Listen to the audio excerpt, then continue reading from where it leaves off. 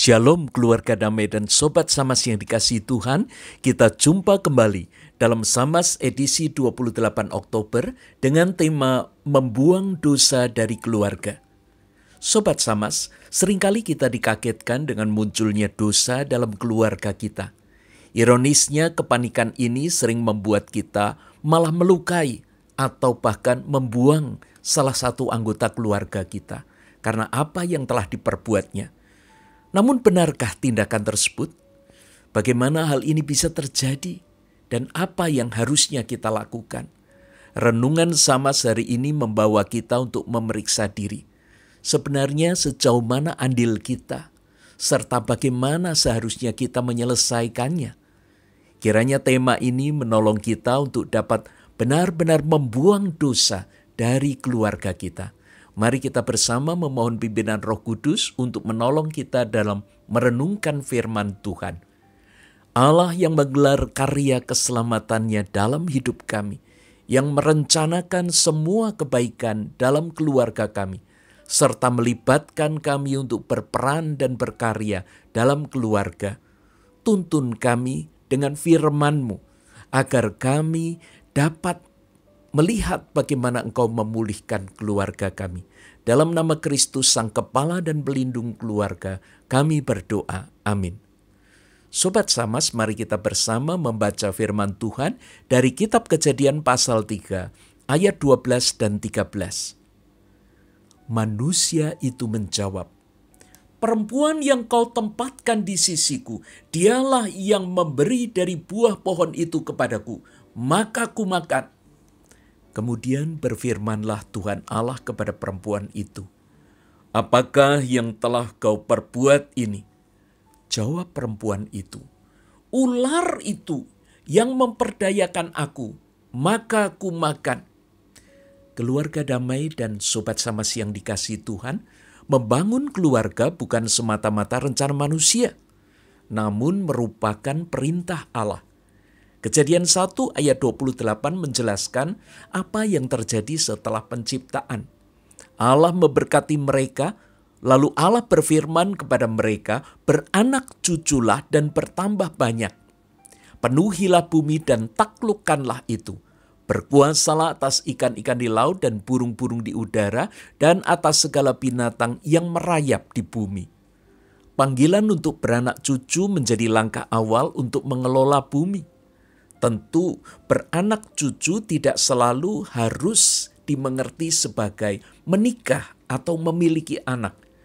Namun ini juga dapat dipahami sebagai panggilan untuk membina relasi sebagai bagian dari keluarga. Dengan mandat ini, maka peran dan tanggung jawab seseorang dalam keluarga memiliki arti penting dalam mendukung peran anggota keluarga yang lain di tengah masyarakat. Agar dapat menjawab panggilannya dengan baik, maka keluarga perlu menyadari pentingnya memahami kehendak Allah serta membina hubungannya dengan Allah. Tanpa kesadaran ini, dosa akan masuk dan bertumbuh dalam sebuah keluarga. Dosa tidak serta-merta merasuki keluarga secara komunal atau bersama, namun mulai dari seorang sebagai pribadi. Karena dosa juga harus dipertanggungjawabkan secara pribadi.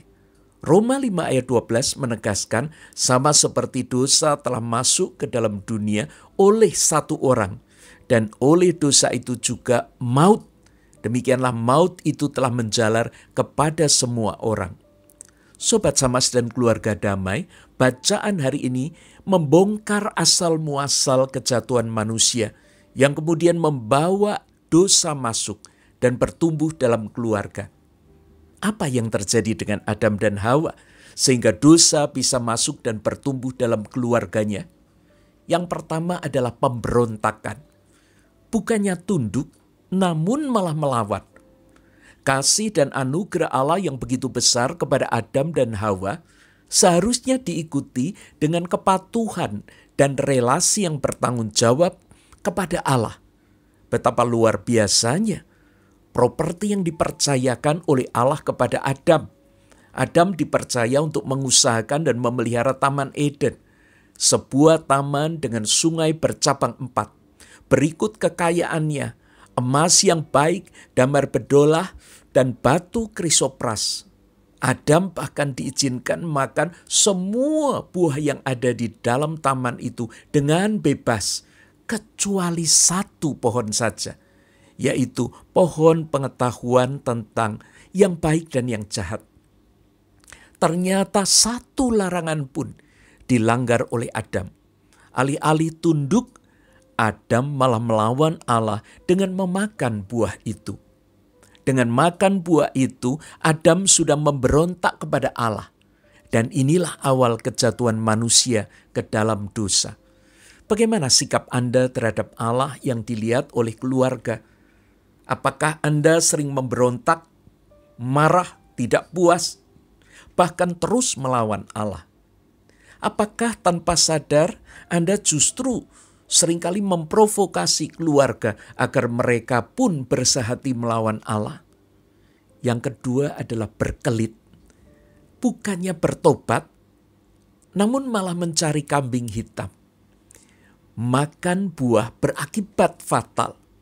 Itulah yang terjadi dengan Adam. Allah sudah memperingatkan Adam, jangan kamu makan ataupun raba buah itu. Nanti kamu akan mati. Ternyata kesadaran Adam baru muncul saat dia menyadari ketelanjangannya. Namun hal ini tidak diikuti dengan pertobatan dan penyesalan. Adam justru berkelit dengan mencari kambing hitam. Kejadian 3 ayat 12 menyebutkan bahwa Adam menjawab Tuhan, "Perempuan yang kau tempatkan di sisiku, dialah yang memberi dari buah pohon itu kepadaku, maka ku makan." Siapa yang sesungguhnya sedang Adam persalahkan? Sekilas kita mungkin menangkap bahwa ini adalah Hawa. Namun jika kita teliti, kita akan menemukan bahwa Adam sedang mempersalahkan Allah. Dia katakan bahwa perempuan yang kau tempatkan di sisiku. Jadi Allah yang menempatkan perempuan yang saat itu berada di sisi Adam. Bahasa Indonesia sehari-hari menerjemahkan perempuan yang engkau berikan untuk menemani saya. Ini memicu polemik. Siapa yang sesungguhnya membuat manusia keturunan-keturunannya menjadi berdosa? Adam atau Hawa? Dan jika Anda terus berpolemik, maka poin kedua ini pun semakin merasuki pikiran Anda. Bahwa sebenarnya kita pun sedang ikut berkelit. Apa yang seharusnya dilakukan oleh Adam dan kita semua? Benar, seharusnya Adam dan kita semua menyesali kesalahan dan kemudian mengikuti pimpinan Tuhan untuk bertobat. Berkelit itu menunda pertobatan dan melipat gandakan dosa. Alkitab bukan mencatat Hawa sebagai pendosa pertama, namun Adam. Dan jika Adam menolak, bahkan melarang Hawa untuk makan buah itu, maka dosa itu tidak akan terjadi. Tiap pendosa cenderung meletakkan dirinya sebagai korban dan bukan pelaku. Ini merupakan upaya berkelit.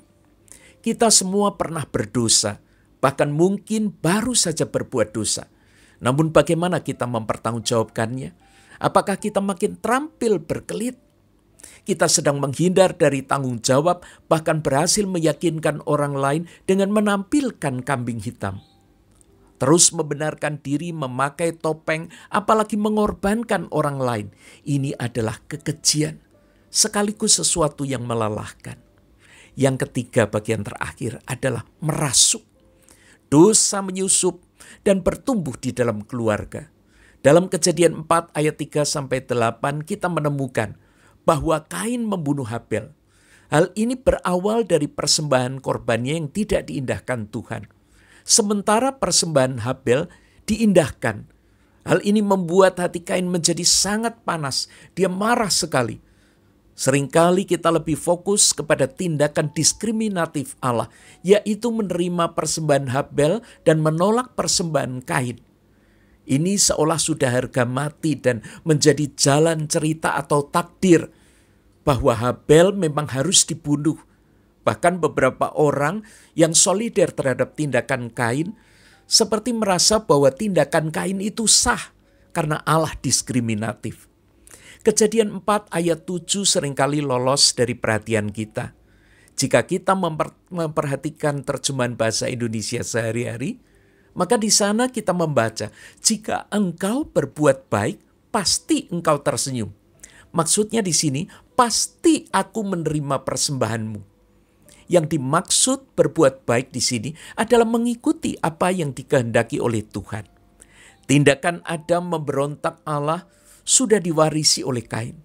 Alih-alih mencari apa yang sebenarnya Tuhan kehendaki agar persembahannya diindahkan, Kain justru mengkambing hitamkan Habel sebagai penyebab penolakan Allah terhadap persembahannya. Kadang melihat dosa yang dibuat oleh anggota keluarga lain, sebenarnya kita mulai menyadari bahwa kita ada andil di dalamnya. Bisa jadi tindakannya itu mewarisi dosa yang pernah kita lakukan sebelumnya. Akhirnya mari kita bersama memperhatikan kalimat, dosa sudah mengintip di depan pintu.